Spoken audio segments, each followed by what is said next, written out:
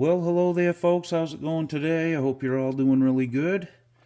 Today we're going to take a look at this circuit on the breadboard here.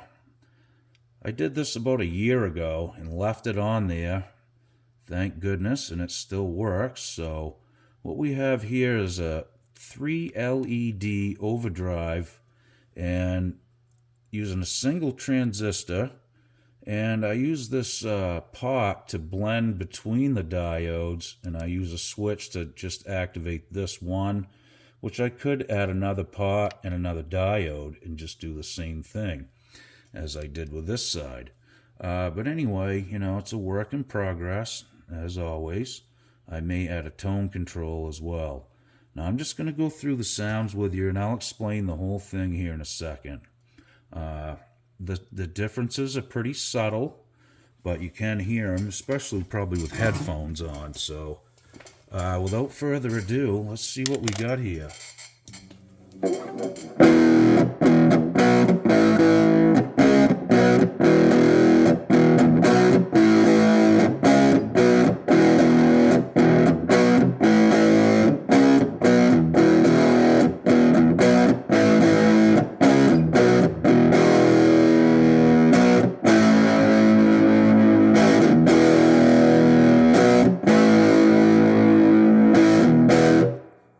So if I turn the knob to the left, it should give me just the green. Add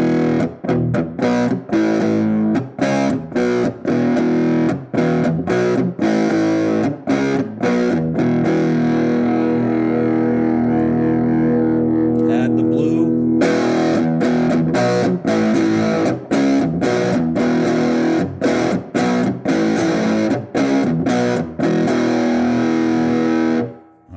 You can hear the difference a little bit, hopefully on the camera. Now let's go to the red.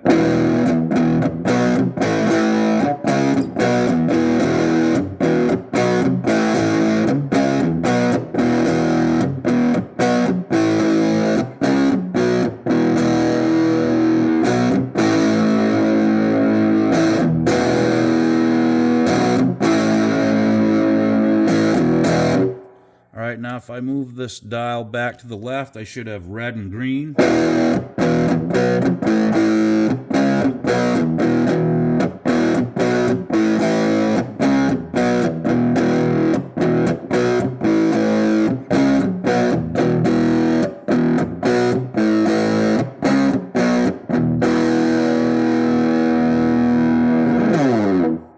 Alright, so you can see the lights kind of flicker at different times, which means, if they go out, there's some of the frequencies being shut off before others, so to speak. So one light may go out before the other one because it has more resistance there, or less, whatever. Anyway, that's kind of how this works, and I may add another LED and a knob there. I'm not sure. I'm really not sure yet. I may even make it foot switchable somehow, or just set it and forget it, that kind of thing. But my favorite's the red one on its own. Let's go back to that one for a second. That's the green. Alright, so I got to turn the knob all the way to the right, and that'll give me just the red. Whoops, sorry. So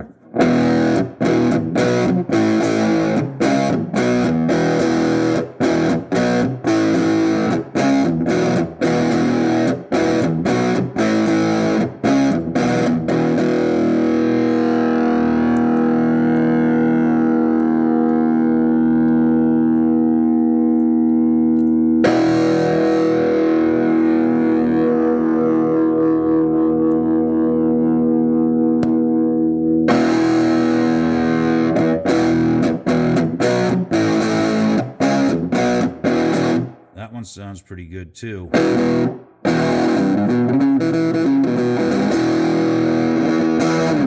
So it's kind of like a fuzz sound, but really cool. And like I said, they're just subtle little differences there. But I'm going to experiment more with different diodes here too. So this is just the start of it, but You could probably use it like it is too. All vintage capacitors. These are like old Mallorys and Goodall, that kind of stuff. Works really good, and it's pretty quiet even under a fluorescent light. So let's turn the light back on now that we've mentioned the light, and I'll show you what this thing's all about. Okay, so I don't know if you guys are familiar with a breadboard. Basically what this is you have a positive and a negative, okay? The red's positive, blue's negative. So if you take your battery, I have a battery snap on this battery with a black and a red. If you hook the red wire into the red side and the black wire into the negative side, that powers the whole entire strip.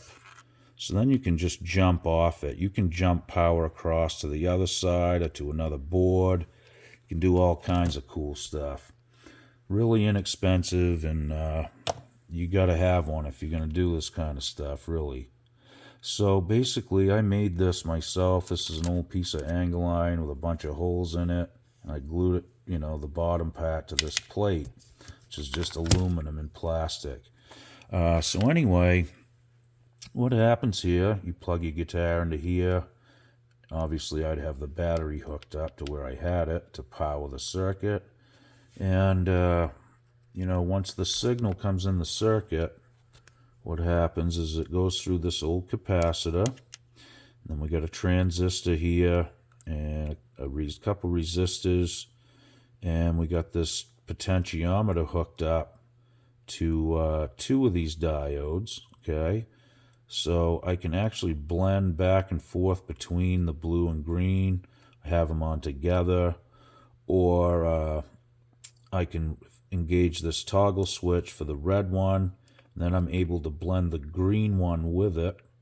I could add another one of these in place of the switch and put another LED down here too, or just a regular non-light emitting diode, which they all have different values, different capacitance and that kind of thing, and they sound different, every one of them. So these different colored LEDs all sound a little different, and you can see that some will stay on longer than others, and it's all according to the signal and how long they can hang on to it. So they're very subtle, the differences in between the sounds, but it's there. And, it's just a subtle pedal anyway. This isn't a crazy distortion setup. This is just a nice little overdrive, single transistor. Just gives you that nice little fuzz breakup. Now I have a tone pot hooked up here, all ready to go, which I could add a tone in there too. It's just fun to mess with. You can stand here literally with your guitar hanging on your shoulder, plugged in and playing it, pull a capacitor out, put another one in, and hear the difference in real time. Or just add a tone control somewhere, bang, and then try that, Try tone controls with different capacitors on them. The sky's the limit with this stuff. So it's really fun to get into, and it's not expensive to do. You can buy, new capacitors and stuff cheap. They're not a crazy expensive thing to buy, and, it'll surprise you what kind of sounds you can come up with on your own. And once you start doing it, you immediately start thinking of different ways to route this stuff. And that's what it's all about. It's just all about the routing and which goes where first, which is not a big deal.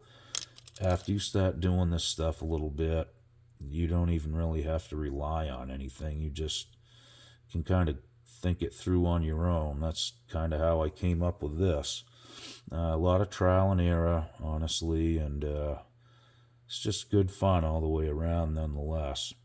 Now, I've got a bunch of these old capacitors and stuff that a friend gave to me. He had an old organ in his house that was starting to smoke and, like getting ready to burn and maybe burn the house down. So he took it outside and got rid of the cabinet and kept all the internals. So there's a bunch of old caps in there, and I've been testing them and making sure they work. There's some old Mallory's, Goodalls, old stuff, you know.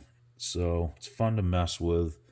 And, you know, like I said, you never know what you're going to come up with.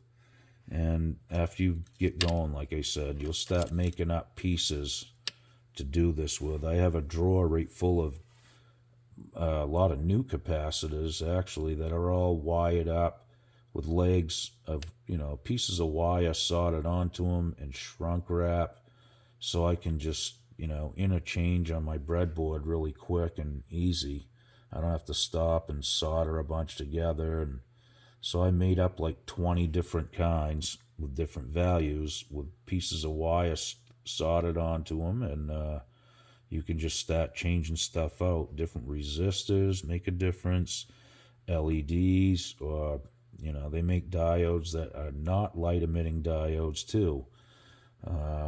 You know, there's many ways to do this, and there's a lot of info online too. There really is a lot of good forums and stuff. I don't really search them out. You know, I just basically am trying to stick to the same circuit types that I know and just kind of add to them here and there, I guess is the best way to put it.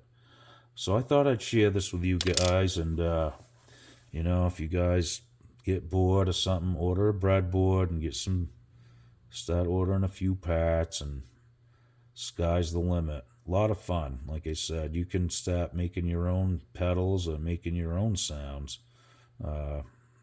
I've made some really nice overdrive pedals that honestly sound better than the ones that I've paid money for.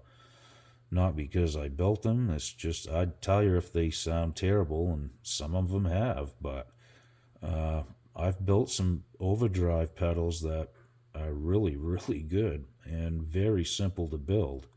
So I try to keep notes of it, you know, and write down what all the stuff is and that kind of stuff. So, you know, keep a little notebook of it. It's the best way to go, because you'll forget real quick. There's a lot of numbers and, you know, values that you'll come across, and a lot of them are typical. You'll see a lot of the same caps used and a lot of different stuff, and same with the resistors and things like that.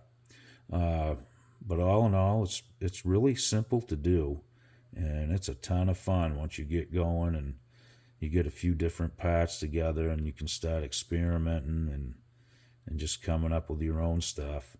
I'm going to keep expanding on it eventually and try making some different stuff, maybe some compressors and things like that eventually.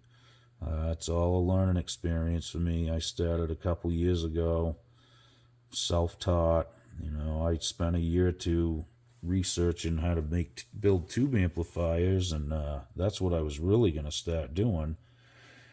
And then they started, you know, all that stuff in Ukraine, and that's where all the tubes come from. Mostly is there in Russia, so everything went through the roof, and it was hard to source parts and things like that. So I just 180'd and went into pedals, because I could source a lot of these parts still, and they were easy to get, and at least I could turn some of the knowledge into something I could use for now. Eventually I would like to get back into the tube amp thing too, and build a few of those as well. But, you know, this will keep me busy until then. Well, all right, guys, thanks for checking this one out. I hope you guys get a kick out of that, and maybe I inspired some of you to start doing this on your own. I mean, if I can do it, anybody can do it. It's not tough. If you have any questions, let me know in the comments. I'll try to help you out. Okie doke. Be good, guys. See you soon.